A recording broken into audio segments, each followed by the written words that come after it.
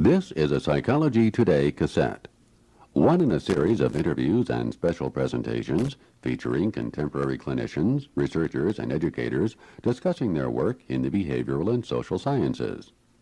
Today, editorial director Margie Norman talks to Robert B. Cialdini, a social psychologist who has spent several years observing fundraisers, advertisers, salespersons, and other so-called compliance professionals to learn how they get us to comply with their wishes. In this presentation, Professor Cialdini outlines their most effective methods, shows us how to resist them when we want to, and how to use similarly persuasive techniques honestly and ethically.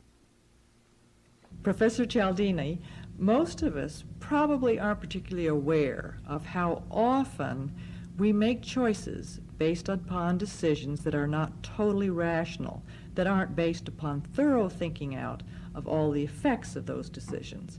Other people have ways of influencing our decisions that we may be completely unaware of.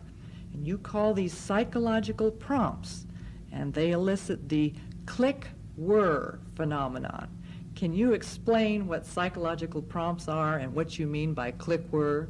Well, I have just completed a long program of investigation into the factors that are most likely to cause one person to say yes to another person. And what I found in that investigation, which, by the way, involved going out into the real world and examining the way the people who are in the business of getting others to say yes, what those people do to be effective. In the process of examining those strategies that are often employed in very effective ways by the compliance professionals or the influence professionals, it seemed to me that there were a very few basic principles that stood out that almost all of the individuals who are effective influencers use.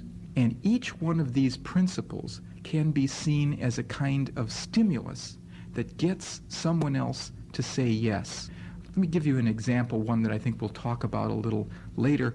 Authority. If someone has the air of authority about him or her, then whatever that person says is more likely to produce a kind of agreement, a deference from the target of that communication, and more likely to produce compliance with a request that the authority makes of that individual. So simply a little trigger feature of the person, like the air of authority that that person commands, will be enough to influence the influence process. If a doctor tells us that aspirin is better than Tylenol, we're likely to go out and buy aspirin. Exactly. And of course it makes sense to do that, to listen to what a doctor has to say, because after all, this is someone who has all of the requisite training and credentials in the area. It's fascinating to me, however, that sometimes someone who just has the apparent title doctor or gives the impression of being a medical man produces the same kind of effect. My favorite example is the Robert Young Sanka coffee commercials, in which he tells us about the health-related benefits of drinking decaffeinated coffee, and he's been a very successful spokesperson for Sanka brand coffee in this regard. And he's been a very successful spokesperson for Sanka brand coffee. Why should he be that, given that his training and experience and credentials are as an actor rather than a physician? Well, if you understand that he is associated in most of our minds with the character Marcus Welby, MD, then all at once this begins to make sense. We're responding simply to the air of authority, the air of credibility that he presents, even though he doesn't truly have the substance of a medical authority. He still sells us an awful lot of coffee. So that's the click-whir. Yeah. The click is, here is an authority, whir, he is telling us this, and therefore go ahead and do what he tells. Right. Automatically outrolls in a kind of a mechanical way our positive response to what he has to say. Now, authority isn't the only click that produces this favorable response. I discuss at least five major other principles in my book, Influence, that also have this capacity to cause us, upon encountering one of these stimuli, one of these triggers, one of these clicks in our environment to respond in a kind of unthinking, mechanical way and go along with the person who's asking for a request from us. Now, these are really shortcuts to decision making, and usually, and most of the time, they help us make decisions in a Right. complex world, but they can also be used against us unsuspectingly to influence our behavior, and they're used by salespersons or advertisers. But let's talk for a minute about the usefulness of the prompts, the psychological prompts that we often tend to respond to. Fine. I think we can use again this example of authority that we've been talking about so far in this regard. In most instances, it is very efficient and economical for us in terms of the way we spend our time thinking about issues to listen to what an authority figure has to say to us. After all, an authority figure has attained his or her level of expertise on an issue by virtue of superior knowledge or superior training or superior skill. That's how a legitimately constituted authority comes to be an authority. So it makes all sorts of sense most of the time to listen to what such a person says. We can just pick out one feature of a situation, what an authority has said, and not have to process or analyze or consider any of the other information in that situation. And most of the time we will be right. So it's a very economical strategy for us to use. The problem, of course, comes when we are not really listening to someone who's truly an expert or an authority, but someone who just gives the symbol of being an expert, like Robert Young on the Sanka brand coffee commercial. Or even in a case where it may be an expert and if we think about it, give it a second thought, we disagree, it might behoove us still, even in that case, to bring in our cognitive function and not let the quick whir phenomenon keep on going. Exactly. There are some instances where someone who is an acknowledged expert should still not be the person that we should rely exclusively on in a situation, because there are certain kinds of situations where an expert has a vested interest in having us believe what he or she wants us to believe. Under those circumstances, it's very important for us to ask ourselves the question, what is it that this person stands to gain from my compliance with his or her directive? And if we find that there is self-interest involved, oops, now it's time to unhook the mechanical response and look at all of the evidence in the situation ourselves and make a determination based on our own appreciation of that evidence rather than what someone else has said. And we find that indeed this idea of a trustworthy authority is one that is very important in much of the advertising that we see, for example, around us, where an individual is presented not just as an authority figure, but someone who is honest and straightforward in the presentation of that information. All right, let's go now to some examples of how this automatic triggering based upon these decisions that we make commonly occur. And I'm thinking of examples that you have used often. One is the expensive is good relationship. Yes. Talk about that for a minute to see how that we can become fooled by what is usually a good association. Right, and I think you're absolutely right. Usually it is the case that expensive equals good, doesn't it? You get what you pay for, and that's because the price associated with an object is usually correlated with the worth or the value of that object. And that's a nice little shortcut that we can often use to help us decide what constitutes good merchandise when we don't know anything about that product.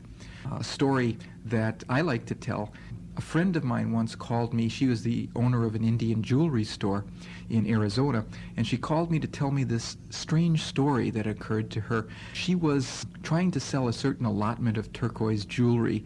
It was not selling for some unknown reason, because she was asking really a very reasonable price for the quality of the merchandise, and the store was unusually full of tourists, and yet they weren't buying this allotment of jewelry, and she couldn't quite understand why that was the case. She tried a couple of standard sales tricks of moving it to a more central location in the store. That didn't work. She even asked her salespeople to try to push these items. That didn't work. And finally, out of exasperation, before she left on an overnight buying trip, she scribbled a note to her head saleswoman: "Everything in this display case, price times 1/2. She came back a couple of days later and was not surprised to find that all of the merchandise had sold out, but she was shocked to find that because the saleswoman had read her scribbled 1/2 as a 2, all the items had sold out at twice their original asking price. And that's when she called me, because she thought that as a psychologist I might be able to help her understand what had gone on. And I think we can understand that phenomenon in terms of what the tourists who were in her store wanted and what information they were using to get what they wanted. First of all, they were rather well-to-do people. They were looking for turquoise jewelry, but they knew nothing about it. And they didn't have the time or the energy or the inclination to go to the library and research what constitutes quality turquoise jewelry. They had to use a shortcut to decide what's good. And they wanted good jewelry, so they decided expensive equals good. That's why that allotment of jewelry wasn't selling initially. It was priced too reasonably. And that's why they swooped down on it when its price was doubled mistakenly, because they were living by the rule, you get what you pay for, expensive equals good. If this now costs $200 instead of $100, it must be good. All right, so there was a case where the woman was not at all intentionally trying to be persuasive in a way that was not ethical. Indeed, but she learned a very important principle. There's another principle that is used often purposefully by people who are in the sales business, and that's the principle which you call the contrast principle that is used in sales. Yes. Give us a little bit about that. Well, that's a fascinating principle that actually comes from the psychology of perception. It is the case that if I present two things to you in sequence, let's say that are different from one another. Let's say I ask you to lift a pencil, and then I ask you to lift a dining room chair. The chair will seem heavier to you after you first lifted a light object than if you hadn't lifted any object at all, because by contrast to this light stimulus, a heavy one seems heavier, so that I can essentially influence the way you perceive anything that I present to you by virtue of what I present to you immediately before.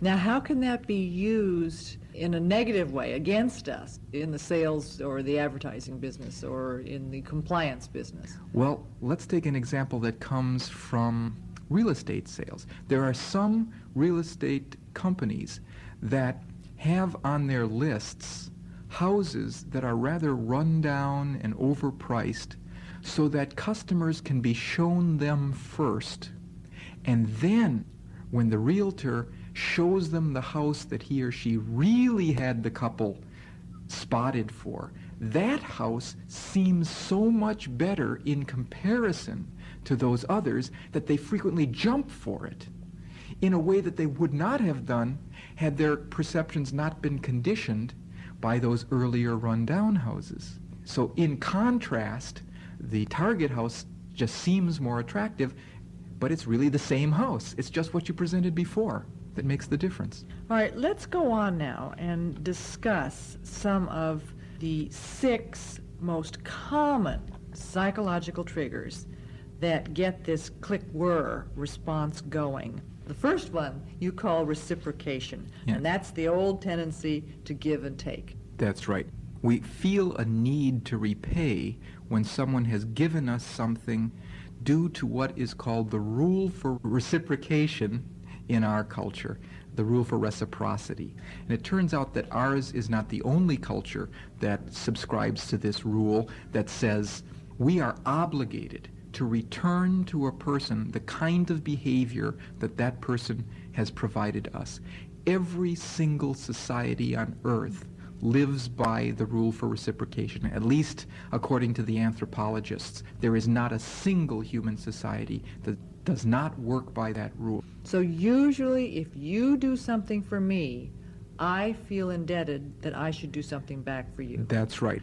If I invite you to a birthday party, you better invite me to your birthday party if you're throwing one. If I give you a gift, you should give me one. If I do you a favor, you're indebted to return that favor when I need one. And indeed, there's good cause for that. Of course, it makes all sorts of sense within our society to live by this kind of reciprocal exchange rule where people can give to others without having the fear that they will be exploited, because there's a rule in the culture that says whatever you have done that's nice for someone else, you will reap in return. And interestingly, ours is the only species that lives by the rule of future obligation.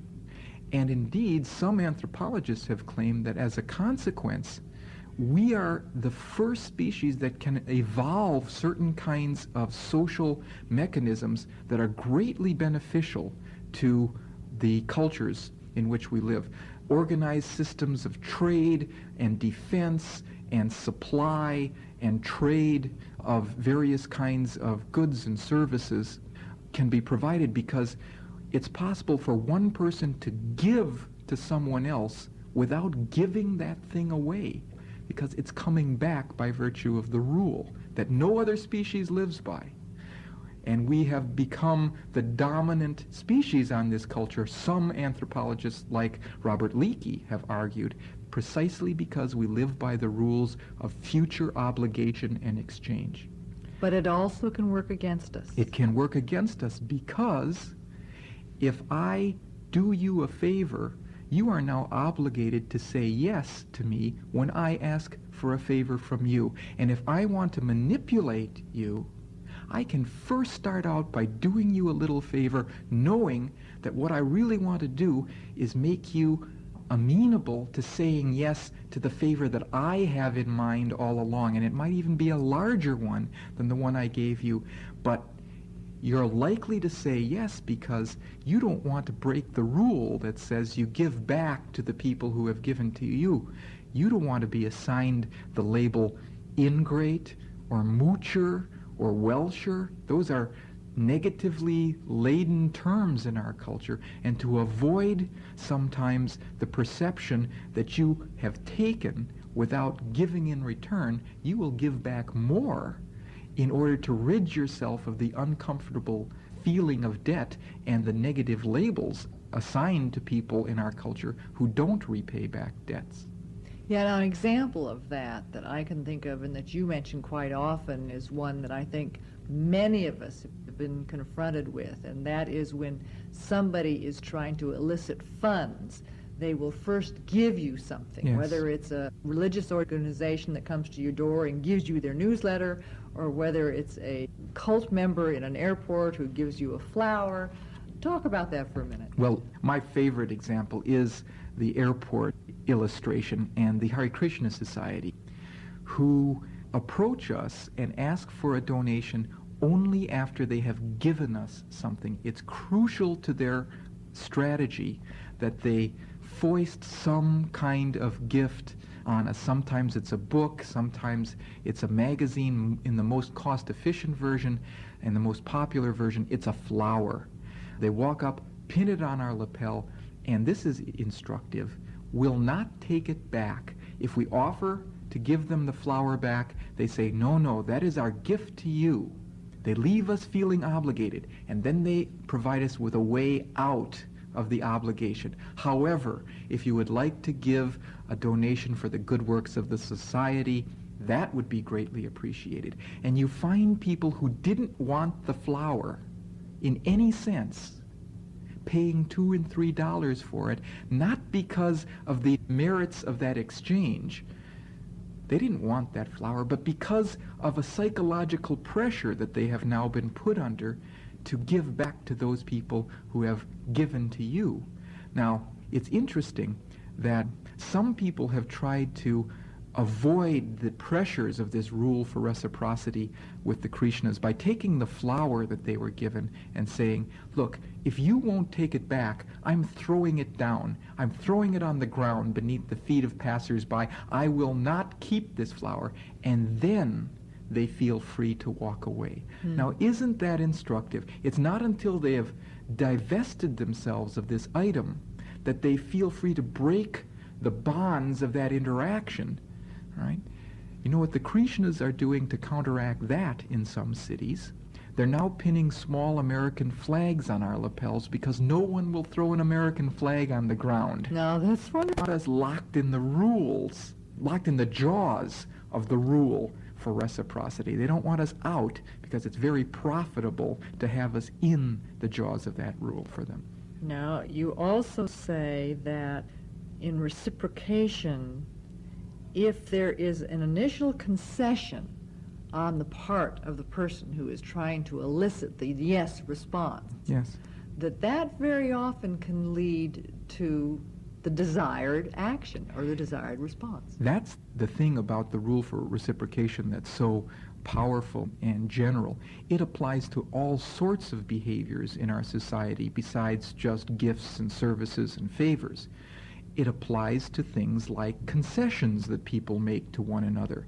If you and I are negotiating on some issue and we start out with positions that are incompatible with one another, I'm on one side, you're on another side, and you say to me, well, I'll tell you what, Bob, I'll move from my extreme initial position to a more moderate one in your direction.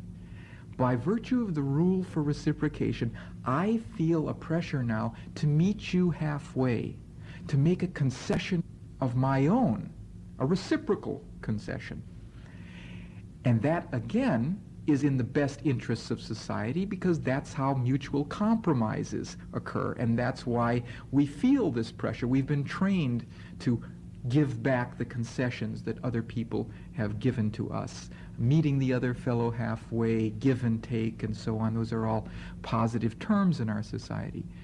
The problem comes in where someone starts with a large request from us, what we might say no to, and then retreats to a smaller request, the one that that person had in mind all along. And we feel pressured to say yes to the second request, not knowing that it was the crucial one in that person's mind from the outset.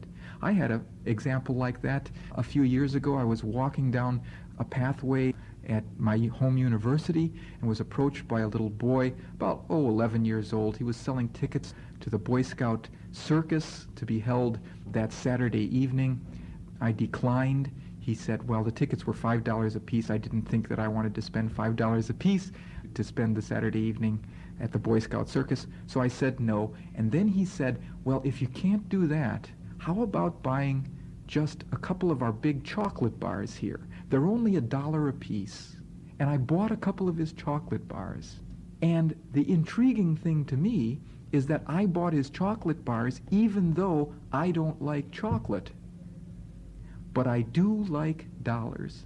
And he had my dollars, and I had his chocolate. Again, something other than the merits of the exchange got me to say yes to that request. It was the psychological pressure I felt to return something he had given to me. In this instance, what he had given to me was a concession, and I made a concession back, and he made the profit. So I think we've seen very clearly how favors tend to make us want to return favors, how gifts tend to want to make us return gifts, how concessions tend to make us to want to make concessions.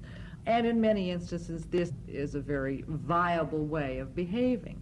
But we have mentioned ways that we are being manipulated by this kind of behavior. How do you learn to say no? This completes the first part of our discussion. We continue on side 2. We now continue our discussion with Professor Cialdini. I think the crucial thing to understand when you consider one of these situations. Suppose you find yourself in a situation in which someone has given you a gift or a favor or a concession, and then you later determine that that was not a genuine gift, favor, or concession. That was a piece of sales strategy designed to get you to make a gift, a larger favor, or a larger concession in return. As soon as you perceive that is the case, you can no longer feel bound by the rule for reciprocation, which says that I am obligated to return the kind of favor I have received with a similar kind of behavior. If someone has given me a little gift, but it's really a sales strategy, all I have to do is define it as a sales strategy, and then I don't have to give a gift back, because the rule doesn't say you give gifts back to people who have given you sales strategies. It only says that you should give gifts back to those people who give you gifts. So it's a matter of mentally redefining what you have been given, and then you're released from this pressure to play by the rule for reciprocation. Let's move on now to the second way that we tend to sometimes respond automatically rather than thinking things through. And that has to do with commitment and consistency. You believe that these also can make us comply, that they can make us say yes, justify a decision. Can you give me some examples of that? Sure. The principle of consistency is a very strong one in all of us. There is a need that we feel to stick by a course of action once we have taken a stand or made a commitment to it. So we're much more likely to say yes to a request that is consistent with an earlier commitment that we have made. Let me give you an example. A study that was done in the city of Toronto, I believe it was in conjunction with a United Way charity campaign. Prior to the week in which various neighborhoods in Toronto were to be canvassed by solicitors for the United Way, some researchers went around to every other house in these neighborhoods and asked individuals at the house if they would be willing to take a little lapel pin and wear it. The pin said, "Support your United Way." It was such a trivial, well-intentioned request that everyone complied. But that small favor was a committing favor, because now these people were on record as having supported, as wanting to support the United Way. When the actual drive for the United Way then occurred a week later, the people in these homes were nearly twice as likely to give a contribution than their neighbors who had not been asked to take that little lapel pin. I like the example that you have also talked about, and that is how toy manufacturers are so adept at selling toys in January and February after the Christmas season. Yes, that's always been a problem for toy manufacturers. After parents have spent their toy budgets on children's gifts during the Christmas holidays.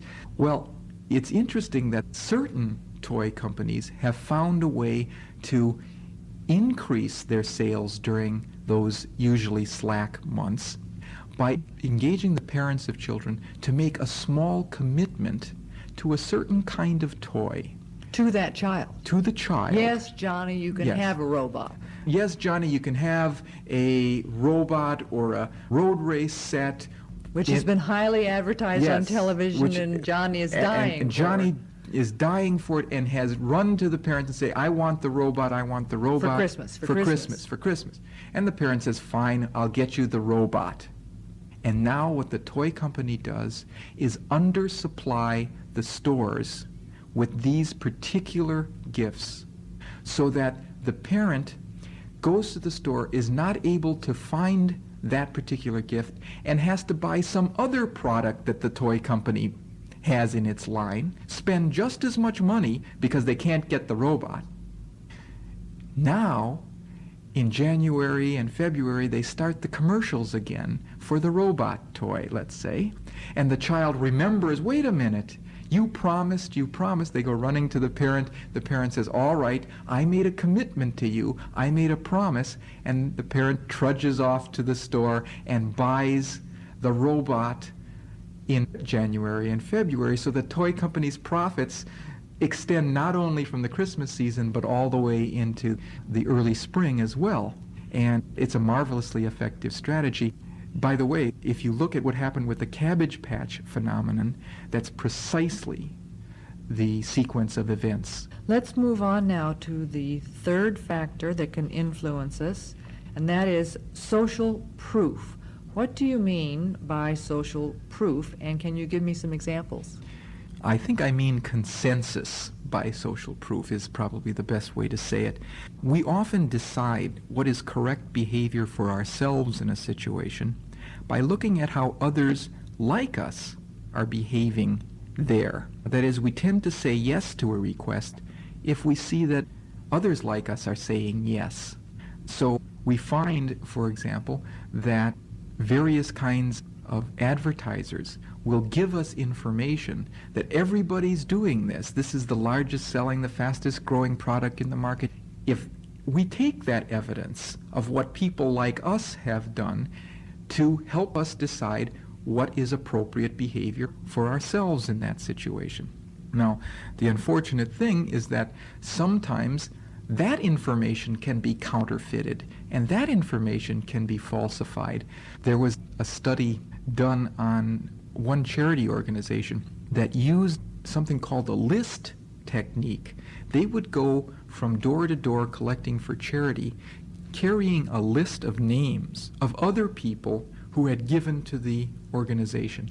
And what they found was that the longer the list that they showed a homeowner, the more likely that person was to give a donation. And what's more, the larger the average donation on that list, the larger the donation from someone to whom it was shown.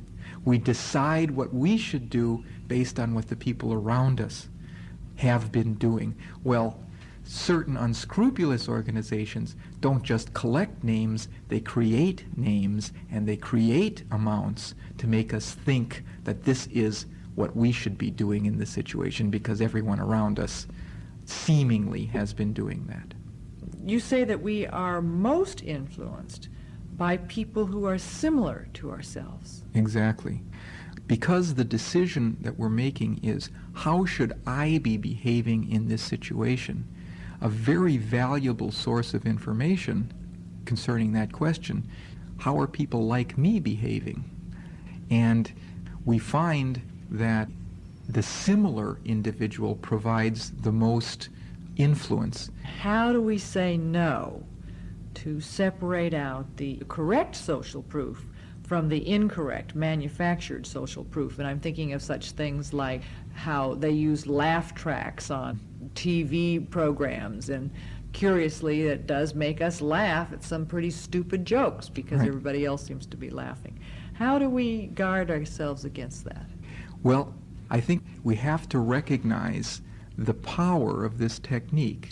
And whenever we find ourselves in that situation where we're being told that we should get this product because it's the largest selling, we have to take a step back from the situation and once again assess our interest in the product independent from the kind of evidence that might have been falsified by the advertiser. Let's move on now to the fourth factor that often leads to compliance, and that's liking, which Yes. is no surprise, really. And I love your example of the Tupperware party. Yes, well, of course it's the case that we tend to say yes to the people we like, and in fact the Tupperware party has engaged this very powerful principle in the way that they work the home party concept. You are brought to the home of a friend or a relative or a neighbor, someone you have connections with, someone you like, and you know that for every piece of Tupperware you buy or for every item that you purchase, your friend gets a percentage. So now you are not buying any longer from a stranger across a counter in a department store. You are buying from and for a friend of yours. And as a consequence of that very powerful pressure, the Tupperware company makes $1 million a day, and there is a Tupperware party that starts somewhere in the world every 30 seconds. And it's even better than that, because as you point out, in their way of selling, they combine reciprocity, commitment, social proof, and liking. I think the Tupperware party is the consummate compliance setting of our society. They incorporate all of these strategies that we've already talked about. All right, now, what are the factors that somebody who's in the compliance business can use to get us to like him or her? One thing that contributes to liking is some similarity.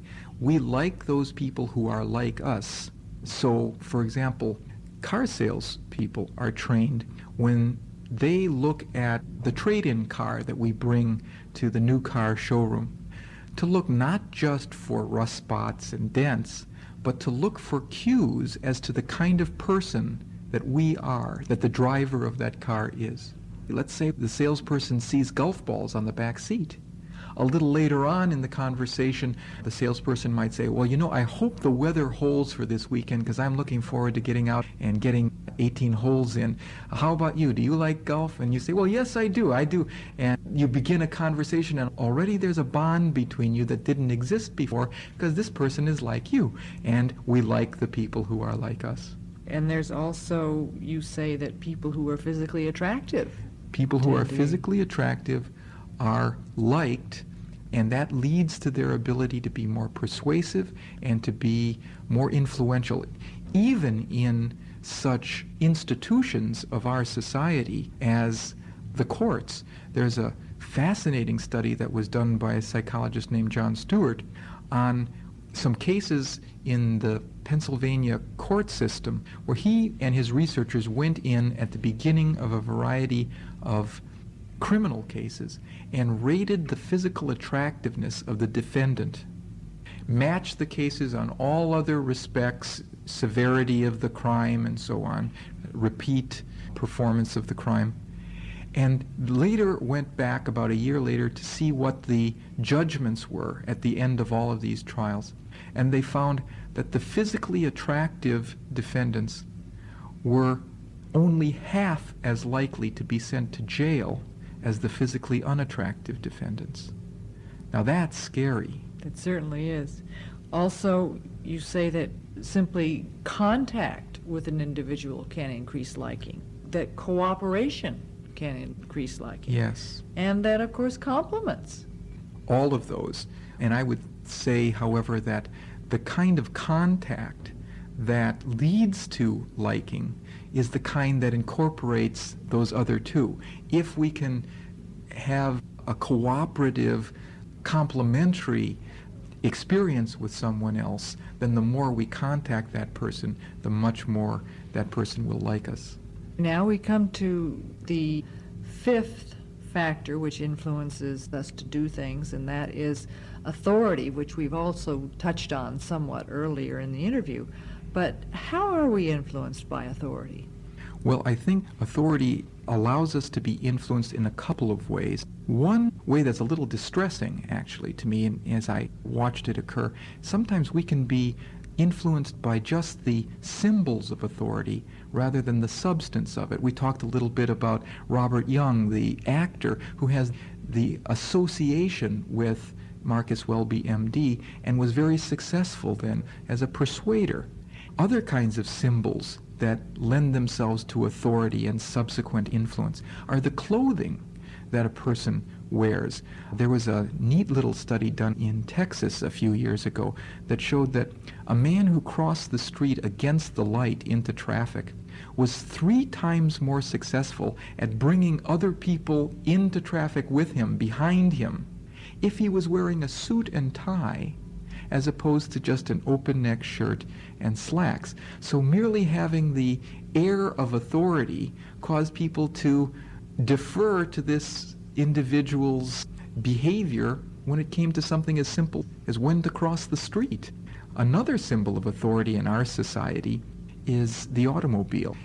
We have a love affair with the automobile, and it turns out that we're willing to defer, we're willing to give advantages to people who are driving prestige automobiles. There was a study done in the San Francisco Bay Area, for example, that showed that if researchers took a high-priced prestige automobile and drove up to a red light, and when the green light came on, just sat there, people were reluctant to honk their horns at such an individual. But when the researchers drove an economy car up to that light, and when the light turned green, sat there, there was an immediate response from the car behind them. We're not going to put up with that sort of behavior from the low prestige individual, but the person who has the air of authority gets away with all sorts of advantages in our culture. And it can be something as simple as a mere symbol of authority, like an automobile or a suit of clothes. And finally, we come to scarcity. You say that the rule of the availability or unavailability of something really has an impact on our decision making. Yes, we tend to want those things more that are scarce or whose availability is dwindling to us. In fact, that's how I bought my last television set, although it was before I wrote my book and learned how these principles work. But I was in an appliance store and just kind of looking around, doing some window shopping, and I saw a particular set and it was on sale. And I was looking at it, and the salesperson came up and said to me, "Well, I see you're interested in this set over here, but unfortunately, that's our last model, and a woman just called to say that she's on her way to come and pick it up." 5 minutes later, Margie, I was walking out of the store with that set under my arm, even though I hadn't gone in to buy it. But because the competition for scarce resources is such a powerful way to get us to want something, irrelevant of the merits of the thing, it was decidedly effective in my case. It became a very desirable item. It became more desirable because it was scarce, because I was competing for it. Yeah, I can think of the scarcity principle, how it's also used in advertising, where they tell you this is the last chance you have to buy this item at this very lowest of all possible prices. So Yes. they put a time limit on it. Not only is it the number of goods that's available, but it's the price at which. In fact, when I was researching my book, I took some training as an appliance salesman, and one strategy that was often used in a store that I worked was to tell a customer that was, say a couple was interested in a refrigerator, looking around, but not actively coming and asking for help. The salesperson would go up and say, "Oh, I'm sorry, that model has just been sold, and if I'm not mistaken, that's the last one we have in stock." So you tell people that they can't have it anymore, and that really makes them want it, and they say, "Well, wait a minute, you mean we can't have this? Could you check in the back room or check your other locations to see if we've got it?" And the salesperson would say, "Well, do I understand then that if I can find one of these at this price, that you're interested?" And they say, "Yes, because this is the time when they want it most." And the salesman, of course, goes back to the back room where there's plenty and says, "Guess what? We found one at another location." And he returns with a contract in hand, which people then sign because they've committed themselves to this object when it was so desirably unavailable. So I suppose one of the things that one should do to guard against being taken in by scarcity, which is an inappropriate prompt, is to make the decision before you know it's scarce. Is this the product I really want? Right. And in those situations where you don't ask yourself that question beforehand, when you catch yourself feeling this kind of rush of arousal and desire for a product just because you've been told that it's scarce, that's the thing that should cue you to stop short. Another thing you say is that if you learn to understand that the scarcity principle also means that sometimes it's the joy in possessing the item rather than experiencing it that makes it so desirable, helps you separate out something that you should be interested in actually purchasing and not. Right. Let's take the example of a coin or some kind of object that people usually collect, stamps as an example, because they are scarce. Well, if your reason for possessing an item is because it is scarce, then fine, use the availability or unavailability of that object as a cue to tell you how much you want this thing. But there are all sorts of other objects that are not made any more valuable by the fact that there are other people who are interested in them. If you want something to ride in or to drive or to taste or to eat or to drink, and your purpose is to use that item, you have to remember that it will not work any better because it has been made to seem scarce to you. It's only those things that you want to possess for their rarity that should work that way. So there are things that are scarce that we indeed want because they're scarce. Exactly, and that's fine, but we have to understand which those are and not generalize this principle to the things that we want because of their utilitarian value. How would you sum up the basic stance that we ought to take that will maximize our chances of not falling under the negative influence of the compliance expert? Well, I think the most important thing is to be able to recognize each of these principles that we've talked about. And I hope we've given enough illustrations and examples so that when an individual encounters one of these pressures, it will set off a little flag in that person's head that will say, oh, case where authority influence is being used on me, or here's a case where scarcity is being used in the presentation of this product. And at that point, when the flag goes up, we need to step back a little bit and say, all right, do I want the product for its own sake? Is it the merits of what I am being offered that will make me decide to buy it or take it? Or is it the way in which that product or service is being presented to me that makes it seem so attractive? And separate the psychology of the presentation from the substance of the thing and make your decision based on the pros and cons of the thing rather than the mode by which it was presented to you.